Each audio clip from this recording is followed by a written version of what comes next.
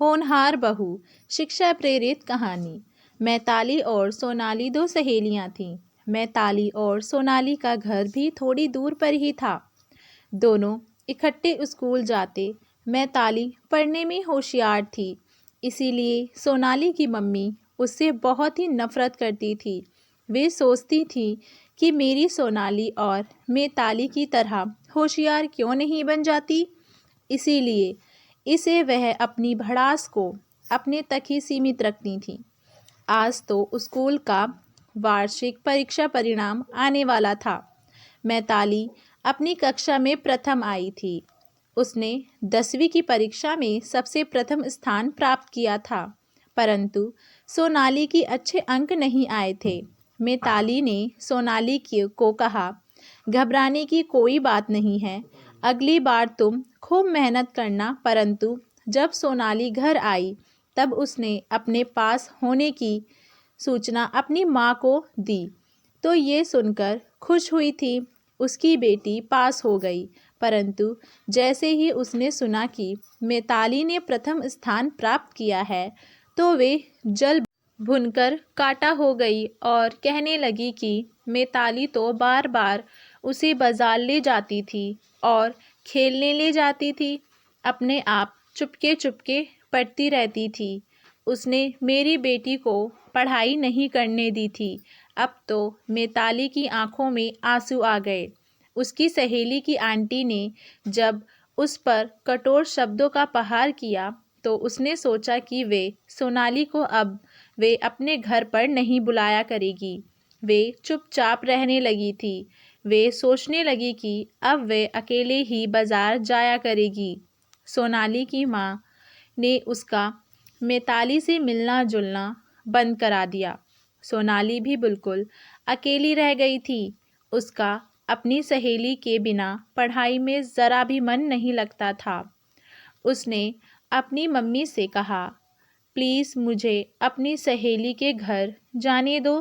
परंतु उसकी माँ ने कहा कि अगर तू उसके घर गई तो मैं तुझे दूसरे स्कूल में डाल दूँगी।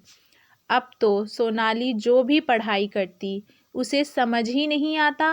पहले जो कुछ सोनाली की समझ में आता था वे अपनी सहेली से पूछ लेती थी, परंतु अब तो वे अकेले ही रह गई थी। धीरे धीरे इस बात को बहुत दिन गुजर गए। सोनाली की माँ ने उसे दूसरे विद्यालय में डाल दिया। सोनाली ने भी नए नए स्कूल में प्रवेश ले लिया। वहाँ तो उसका मन भी नहीं लगा। इस वर्ष वे पास भी नहीं हुई। जब वे स्कूल से आ रही थी कि तो सोनाली सोचने लगी कि अगर मेरी माँ ने मेरा परिणाम पूछा तो वे क्या जवाब देगी। वे तो पास भी नहीं हुई है। उसने घर आकर बहुत सारी नींद की गोलियां एक साथ खा ली। जब उसकी माँ ने उसे काफ़ी देर तक बाहर आते नहीं देखा, तो उसने सोनाली को झकझोरा, परंतु उसने कोई जवाब नहीं दिया। तब वे और भी घबरा गईं। उसने डॉक्टर को फ़ोन किया। डॉक्टर ने उसे बड़ी मुश्किल से बचा तो लिया, परंतु उसकी माँ से कहा कि अगर इसको वक्त पर अस्पताल नहीं लाते तो वे मर भी सकती थी। तुम अपनी बेटी से पूछने की कोशिश करो। ये लड़की बहुत भावुक है। तुमने शायद इसकी किसी इच्छा को पूरी नहीं की होगी। सोनाली की माँ दौड़कर मिताली के घर गई। मिताली से अपने किए की माफ़ी मांगी और कहा कि तुम अपनी सहेली को मिलने नहीं आओगी क्या। मिताली दौड़कर अपनी सहेली के घर पहुंच गई। मिताली को अपने सामने पाकर सोनाली बहुत ही खुश हो गई। सोनाली की मम्मी अपनी बेटी को खोना नहीं चाहती थीं। उसने कहा कि अब तुम दोनों सहेलियां इकट्ठे पढ़ाई करा करो, मैं तुम्हें कुछ नहीं कहूँगी। इस तरह बहुत दिन व्यतीत हो गए। दोनों सहेलियां कॉलेज जाने लगी थीं। सोनाली उससे एक क्लास पीछे थी। सोनाली की माँ कहीं ना कहीं अभी भी दिल के अंदर मिताली से नफरत करती थी। अपनी बेटी के कारण कुछ बोल नहीं पाती थी। मिताली की माँ बाप गरीब थे, परंतु सोनाली के माँ बाप अमीर थे।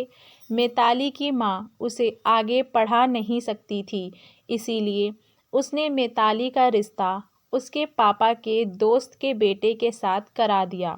वे अमीर परिवार का लड़का था। मिताली की माँ ने कहा कि बेटा मिताली, अब तुम्हें हम पढ़ा नहीं सकते क्योंकि हमारे पास तुमको आगे पढ़ाने के लिए ज़्यादा रुपए नहीं हैं। अपनी माँ के इतना कहने पर मिताली ने कहा, ठीक है माँ, जैसा आप चाहें। जब सोनाली की माँ को पता चला कि मिताली का रिश्ता ऊंचे घराने में घर के आने में तय हो चुका है, तो उसने सोचा कैसे ना कैसे इस रिश्ते को तोड़ा जाए। जब वे लड़का जिसे उसकी माँ ने पसंद किया था मिताली को देखने आया तो उसे मिताली अच्छी लगी। उसने कहा कि मैं अपना जवाब आपको बता दूंगा, परंतु किसी ना किसी तरह सोनाली की माँ ने उस लड़के के घर जाकर कह दिया कि मिताली अच्छी लड़की नहीं है, उसका किसी और लड़के से संबंध है, बाकी आप सोच लो। तब उस लड़के ने जवाब में कह दिया कि मुझे मिताली पसंद नहीं है। जब मिताली की मम्मी पापा को ये पता चला कि मिताली को उस लड़के ने ठुकरा दिया है तो वे बहुत ही उदास हो गए, परंतु मिताली ने कहा, माँ बाप उदास ना हो, मैं तो अभी और पढ़ना चाहती थी, मगर कोई बात नहीं, अच्छा ही हुआ अभी मुझे उस लड़के के बारे में पता चल गया। अगर शादी के बाद उसने मुझे ठुकराया होता तो ज़्यादा दुख होता। किसी ना किसी तरह उसने अपनी माँ को सांत्वना दी। सोनाली की माँ मन ही मन बहुत खुश हुई। जब एक दिन मिताली को पता चला कि जिस लड़के से मेरी शादी हो रही थी अब वे सोनाली का पति बनने जा रहा था, वे लड़का भी मिताली और सोनाली के कॉलेज में ही पढ़ता था। एक दिन मिताली ने उससे पूछ ही लिया कि तुमने मेरे में ऐसा क्या देखा जिससे तुमने मुझसे शादी करने के लिए मना कर दिया था। उस लड़के ने कहा कि सोनाली की माँ हमारे घर पर आई थी। उसने मेरी माँ से कहा कि मिताली अच्छी लड़की नहीं है, उसका किसी लड़के से नाजायज़ संबंध है। ये सुनकर मिताली अवाक रह गई। उसे अपनी सहेली की माँ से ऐसी आशा नहीं थी, परंतु वे अंदर ही अंदर खून के घूंट पीकर वे चुप रह गई और सोचने लगी कि अगर ये सोनाली की माँ नहीं होती तो उसे ऐसा करारा जवाब देती, मगर अपनी सहेली के कारण वे चुप थी। एक दिन उस लड़के ने मिताली से कहा कि मैं सोनाली के साथ रिश्ता को तोड़ना चाहता हूँ, कृपया मुझे माफ़ कर देना। मैंने तुम्हें बिना सोचे समझे तुमसे रिश्ता तोड़ लिया था। मिताली ने कहा कि तुम अगर मेरे दोस्त हो तो कभी सपने में भी मेरी सहेली को छोड़ने की बात मत करना, नहीं तो मैं कभी तुमसे बात नहीं करूँगी। अब तो धीरे धीरे समय व्यतीत होने लगा। सोनाली की माँ ने उसकी शादी उस लड़के के साथ कर दी। जब वे लड़का दूल्हा बनकर सोनाली को विहाने आया तब मिताली की माँ बाप को पता चला कि वे तो वही लड़का है जिसको उन्होंने मिताली के लिए चुना था। उन्हें भी इस बात का पता चल चुका था कि सोनाली की माँ ने ही इस रिश्ते को बिगाड़ा था। मिताली ने अपनी मम्मी पापा से कहा कि माँ, आप इनसे कुछ मत कहना, नहीं तो आपकी बेटी आपसे कभी बात नहीं करेगी। इनकी सोच नकारात्मक है। भगवान इनकी माँ को सद्बुद्धि दे। मिताली की माँ बाप ने मिताली का रिश्ता उच्च विरक परिवार में कर दिया। मिताली के पापा के दोस्त के लड़के से रिश्ता तय कर दिया गया। वे बहुत बिगड़ा हुआ लड़का था। जब सोनाली की माँ को पता चला कि सोनाली का रिश्ता बहुत ही धन्य परिवार में हो गया है, परंतु वे बहुत ही बिगड़ा हुआ लड़का है, तो वे सोचने लगे कि अमीर होने से क्या होता है, जब पति ही अच्छा नहीं होगा तब वे क्या करेगी। सारी उम्र भर सिर पर हाथ रखकर रोती रहेगी। मिताली के माता पिता ने उससे पूछा कि क्या तुम उस लड़के से शादी करोगी जो हमने तुम्हारे लिए पसंद किया है। तब मिताली ने कहा कि जहां आप चाहेंगे मैं वहां पर खुशी खुशी उस लड़के के साथ अपनी शादी करने के लिए तैयार हूँ। शादी का दिन भी आ गया था। सोनाली का पति एक दिन मिताली की माँ से बोला, तुम इस परिवार से मिताली का रिश्ता मत जोड़ो। मुझे पता है कि वह लड़का गलत संगत में पड़ गया है। वहाँ पर शादी करके आप अपनी बेटी की ज़िंदगी तो तबाह कर देंगे। मिताली के माँ बाप ने कहा कि तुम वही लड़के हो जिसके साथ हमने अपनी बेटी का रिश्ता तय किया था। तुम बताओ, तुमने मेरी बेटी को क्यों ठुकराया। हम जहाँ चाहेंगे वहाँ पर अपनी बेटी का रिश्ता तय करेंगे। तुम कौन होते हो ऐसा बोलने वाले। मिताली ने अंदर आते हुए सौरभ से कहा कि मैं तो अब वहीं शादी करूँगी जहाँ मेरे माँ बाप ने मेरी शादी तय की है। मेरा जीवन बर्बाद होना होगा तो हो जाएगा। जो मेरी किस्मत में होगा मुझे वही मिलेगा। शादी का दिन भी पास आ गया था। बड़ी धूमधाम से शादी हो गई। लड़के वालों ने मिताली के माँ बाप से दहेज नहीं लिया था। अब शादी करने के पश्चात मिताली अपने घर अपने ससुराल आ गई थी। उसे पता चल चुका था कि उसका पति सचमुच ही बहुत ही आवारा किस्म का लड़का था। उसकी शादी से पहले बहुत सी लड़कियां उसके इर्द गिर्द चक्कर लगाती थीं। वे नशे की आदत से जुड़ चुका था। जिस दिन उसकी शादी हुई वे उसके नज़दीक भी नहीं आया। उसे समझ में आ चुका था कि उसके भाग्य में ऐसा ही पति लिखा था, परंतु उसने सोचा कि वे अपने पति को सुधारने की पूरी कोशिश करेगी। वे अगर सुधर जाएगा तो ठीक है, नहीं तो मुझे घबराने की कोई ज़रूरत नहीं है।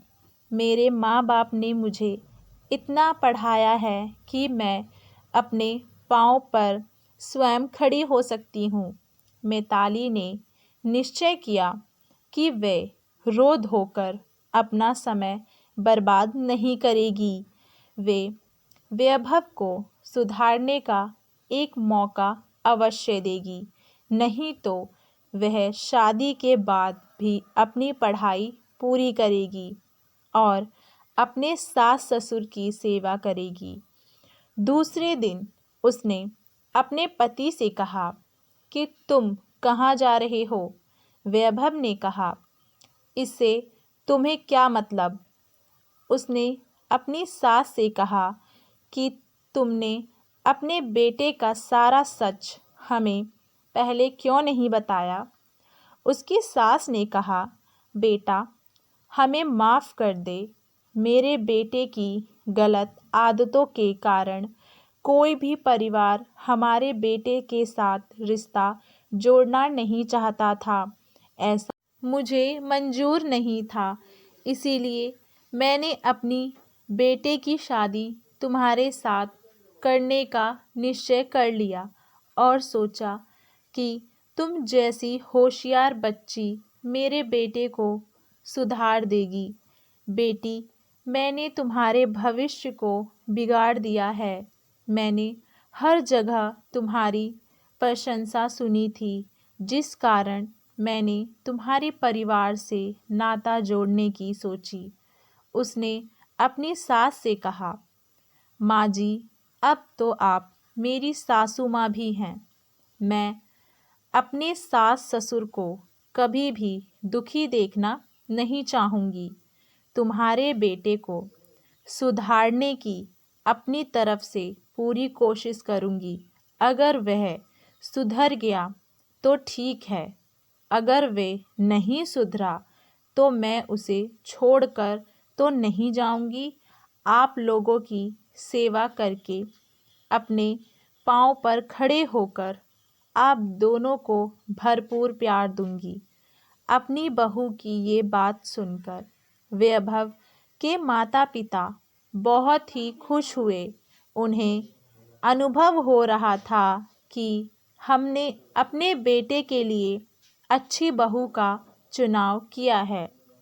मिताली ने अपनी सासू माँ से कहा कि मैं अपनी पढ़ाई जारी रखना चाहती हूँ। उसकी सासू माँ ने कहा कि बेटा, अब ये तेरा घर है, जैसा तू चाहती है वैसे ही होगा। अब तो मिताली ने मन लगाकर पढ़ाई शुरू कर दिया था। एक दिन उसके पति ने आकर देखा कि मिताली तो बहुत ही खुश है। उसने सोचा कि ये तो मेरे बिना भी खुश रहती है। कभी सोचता कि उसने इतनी प्यारी पत्नी को छोड़कर किन किन से नाता जोड़ लिया है। वे चुपचाप उसे छोड़कर चल देता। एक दिन उसके दोस्त वैशाली ने उनसे कहा कि तुम मेरे साथ शादी कर लो। उसने सोचा, अच्छा, मैं तुमसे शादी कर लूँगा। वैशाली उस अमीर परिवार की बहू बनना चाहती थी। वह वैभव को धोखा कर उसका सारा रुपया छीनना चाहती थी। एक दिन वह घर के ज़रूरी कागजात चुराने आई तो मिताली ने उसे देख लिया और कहा कि तुम किसकी इजाज़त से इस घर में आई हो? तुम अगर यहाँ आना चाहती हो तो शादी के बाद आना। उससे पहले तुमने इस परिवार में घुसने की कोशिश भी की तो मैं तुम्हें तबाह कर दूंगी। मैं कानूनी तौर पर वैभव की पत्नी हूँ। मिताली ने अपने सास ससुर से मिलकर सारे घर के आवश्यक कागजात छुपा दिए और उसकी जगह नकली दस्तावेज रख दिए। जैसे ही वैभव घर आया तो वैभव अपनी पत्नी पर आग बबूला होते हुए बोला, मेरा तुमसे कोई रिश्ता नहीं है। मैं तुमसे शादी करना नहीं चाहता था। मैं तो वैशाली से शादी करना चाहता हूँ। तुमने अगर वैशाली को इस घर में आने नहीं दिया तो मैं तुम्हें घर से निकाल दूंगा। एक दिन चुपके से वैशाली जब घर में आई तो उसने घर के ज़रूरी दस्तावेज़ चुरा लिए। ज़रूरी दस्तावेज पाकर बहुत खुश हुई कि अब तो ये सारा घर मेरे नाम हो चुका है और मैताली के माता पिता के पास आकर बोली कि अब तो वैभव के साथ शादी करने से मुझे कोई नहीं रोक सकता। जल्दी से शादी की तैयारी करो, नहीं तो मैं वैभव को लेकर चली जाऊंगी। आप दोनों तो सड़क पर आ जाओगे। ये कहकर वे बाहर चली गई। मैताली ने वैभव के माता पिता को सारी बात बता दी थी। उसने अपनी सास ससुर को कहा कि तुम्हें डरने की कोई ज़रूरत नहीं। वे जो मकान के दस्तावेज लेकर गई है वह नकली हैं। सारे असली दस्तावेज तो मेरे पास सुरक्षित हैं। उसे करने दो जो करना है। वे जैसे ही ऑफिस से घर जाने लगा तो उसे वैशाली का फ़ोन आया। वैशाली ने उसे मिलने के लिए बुलाया था। वे वैशाली से मिलने जाने लगा तो रास्ते में उसकी गाड़ी का एक्सीडेंट हो गया और उसकी कार खाई में लुढ़क गई। जब मैताली को पता चला तो वे अपने पति को जल्द ही अस्पताल लेकर गई। डॉक्टर ने कहा कि अब तो वैभव के बचने की कोई आशा नहीं है। वैशाली उसे देखने भी नहीं आई। डॉक्टरों ने कहा कि अभी कुछ कहा नहीं जा सकता। डॉक्टरों ने वैभव को बचा तो लिया परंतु वे अपने पैरों पर खड़ा नहीं हो सकता था। उसका ऑपरेशन करने के पश्चात उसे बचा तो लिया मगर उसके बचने की आशा बहुत ही कम थी। वैभव को पता चल चुका था कि वैशाली उसे नहीं उसके रुपयों और धन दौलत से प्यार करती थी। वैशाली ने इतना तक कह दिया कि इसे लंगड़े के साथ मैं शादी करके अपना जीवन गंवाना नहीं चाहती। मुझे ऐसे जीवन साथी नहीं चाहिए। तुमने मुझे घर के नकली कागज़ मुझे दिए थे। ये सुनकर वैभव को अपनी गलती का एहसास हुआ कि उसने अपनी देवी जैसी पत्नी को ठुकराकर उसके साथ कैसा अन्याय किया था। अपनी देवी तुल्य पत्नी के साथ अन्याय का उसे आज ये तोहफा मिला था। वे ज़ोर ज़ोर से रोने लगा। उसको ऐसा रोता देखकर मैताली ने उसे बड़े प्यार से कहा कि तुम बहुत जल्द ही ठीक होकर अपने कदमों से चलकर घर जाओगे। एक दिन वैभव ने अपनी पत्नी को अपने पास बुलाया और कहा, तुम्हें डरने की कोई ज़रूरत नहीं है। अगर मेरा पैर ठीक नहीं होगा तो मैं कभी चल नहीं सकूँगा। मैं तुम्हारी शादी बहुत ही अच्छे नवयुवक के साथ करवा दूँगा। तुमने मेरे ऊपर बहुत बड़ा एहसान किया है। अब मेरी बारी है। तुम जैसी पत्नी को पाकर मैं धन्य हो गया हूँ। मैं बहुत ही गलत था। मैं वैशाली के बहकावे में आ गया था।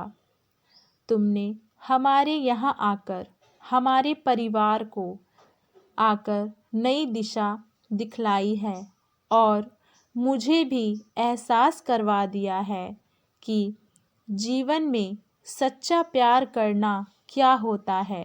मैताली ने कहा कि आज मैं बहुत ही खुश हूँ कि मैंने अपने पति के भविष्य को अंधेरे से उजाले की ओर खींचकर उसे नई दिशा प्रदान की है।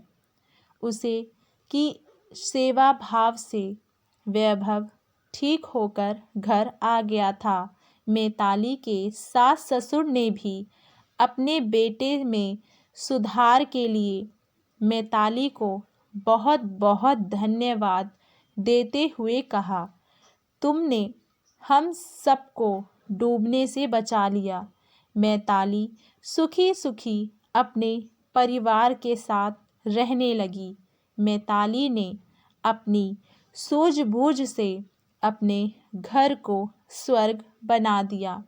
सोनाली की माँ को भी समझ आ चुका था कि अच्छे और बुरे की पहचान व्यक्ति के संस्कारों से होती है।